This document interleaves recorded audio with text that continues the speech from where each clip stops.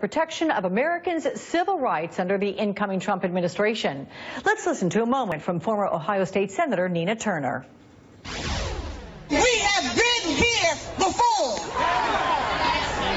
Now the only difference is we got some company, Rev. We got our gay, lesbian sisters and brothers with us this time.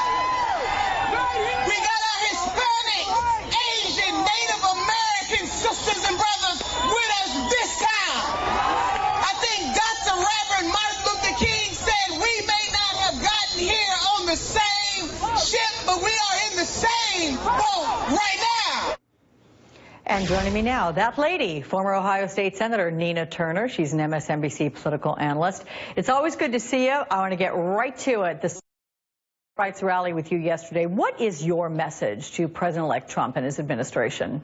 Well, thanks for that, Alex. And I certainly want to thank Reverend Al Sharpton for leading that march. Sometimes you got to remind the folks that it may look bleak, but opportunities still abound. And the message to President-elect is that he should hold true to his campaign promises, Alex. And I know that a lot of people are disappointed, but he won the Electoral College, and he is going to be sworn in as our president. But he made certain promises on that campaign trail. He said that he promised to protect Social Security and Medicare. He promised to help the working poor and the working class in this country. And there are millions of people who are depending on him to do just that.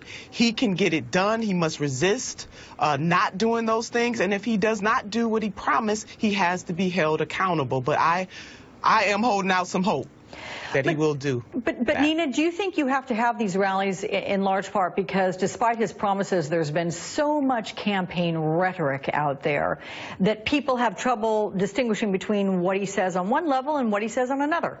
Oh, absolutely, Alex. But you got to be vigilant. You know, even if it was a presidential candidate that folks support, you got to hold people in elected office accountable to what they say on the campaign trail. And that is part of the divisiveness that happened in the 2016 election cycle. This was a non-establishment election cycle. People were, in the words of Fannie Lou Hamer, sick and tired of being sick and tired, sick of politicians making campaign promises and not following through.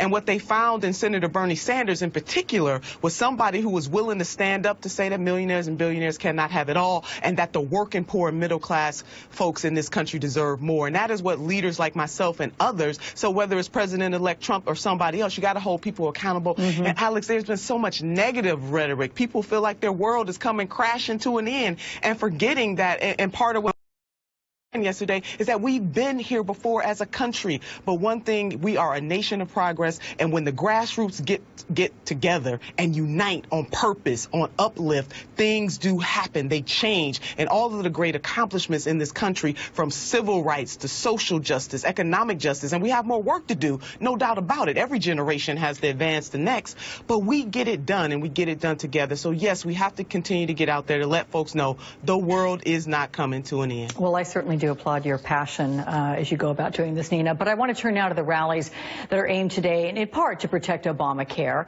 The wheels of repealing Obamacare, as you know, they're already set in motion with all those votes in Congress to begin the legislation to do that. Do you think it's too late to save Obamacare as we know it?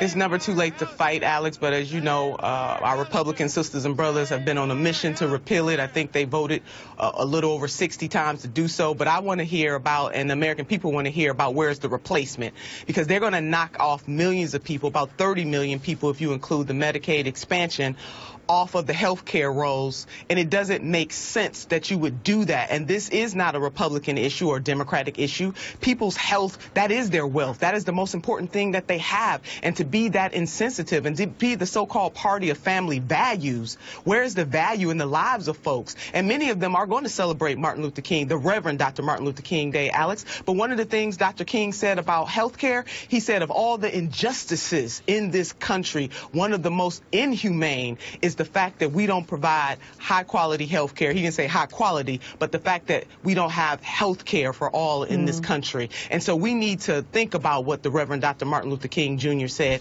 And I would hope that the Republicans would not repeal Obamacare without having a robust replacement so that millions of people in this country from all walks of life, if they don't have their health, they can't Can't go to school. They can't take care of their families. It's just wrong, Alex. It doesn't matter what party you affiliate with at all. Let's talk about what's happening just a few days from now, the inauguration. What kind of message do you think he needs to deliver during the speech to begin this process of unifying and building trust among those who are concerned about losing protections under his administration? That he not only hears the cries of the people, both those who voted for him and those who did not, but that he is going to use the power of that office to not only heal and uplift, but to change this country. I mean, he promised to put trillions of dollars worth of investment in infrastructure. God knows we need that, and that would put millions of Americans back to work. Again, he promised to protect Social Security and Medicare. So he is going to have to get over all of this, the divisiveness that went on in 2016. When he is sworn in, he will have the power, and how he leverages that power is how he is ultimately going to be judged. All right, my friend, former Ohio State Senator Nina Turner, always good to talk with you. Thanks, Nina, so much. Thanks, Alex.